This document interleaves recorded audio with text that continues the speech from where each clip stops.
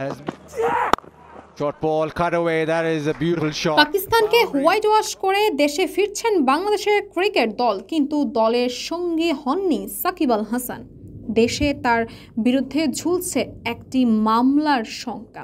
গত মাসে ঘটে যাওয়া গণঅভ্যুত্থানের ক্ষমতা হারানো আওয়ামী লীগের টিকিটে নির্বাচিত সংসদ সদস্য হওয়ার কারণে সাকিব ইতিমধ্যে বিতর্কিত হয়েছেন এবং হারিয়েছেন অনেক ভক্তের আস্থা। বৈষম্য বিরোধী ছাত্র আন্দোলনের সময় ঢাকার আদাবরে এক গার্মেন্টস কর্মীর মৃত্যুর ঘটনায় দায়ের করা হত্যা মামলায় সাবেক প্রধানমন্ত্রী শেখ হাসিনার সঙ্গে সাকিবের নামও যুক্ত রয়েছে। এই মামলায় ছায়ায় মাথা নিয়ে তিনি পাকিস্তানে গিয়ে টেস্ট সিরিজ খেলেন এবং দেশের হয়ে এক উল্লেখযোগ্য জয় অর্জন করেন। তবে তার ক্যারিয়ারের ভবিষ্যৎ নিয়ে সংশয় এখনও কাটেনি, বিশেষ করে দেশে ফেরার বিষয়ে।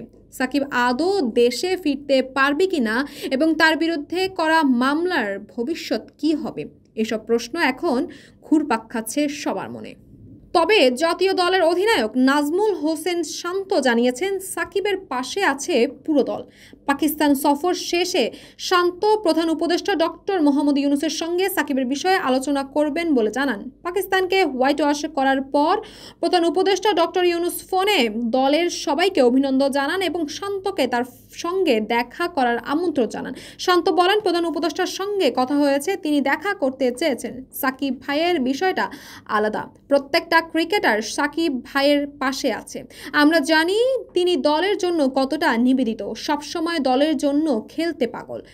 অনেকেই সাকিবের বিরুদ্ধে করা মামলাকে রাজনৈতিক উদ্দেশ্য প্রাণোদিত বলে মনে করছেন। বৈষম্য বিরোধী আন্দোলনের সময় সাকিব যুক্তরাষ্ট্র ও কানাডা ফ্র্যাঞ্চাইজি ক্রিকেটে ব্যস্ত ছিলেন এবং শিক্ষার্থীদের আন্দোলন নিয়ে কোনো মন্তব্য না করায় সমালোচনার মুখে পড়েন। তবে বাংলাদেশ ক্রিকেট বোর্ড বিসিবি সাকিবের পাশে থাকার প্রতিশ্রুতি দিয়েছেন। তারা জানিয়েছেন সাকিব দোষী প্রমাণিত না হওয়া পর্যন্ত জাতীয় দলের দরজা তার জন্য খোলা থাকবে এবং প্রয়োজনে তাকে আইনি সহায়তা প্রদান করা হবে।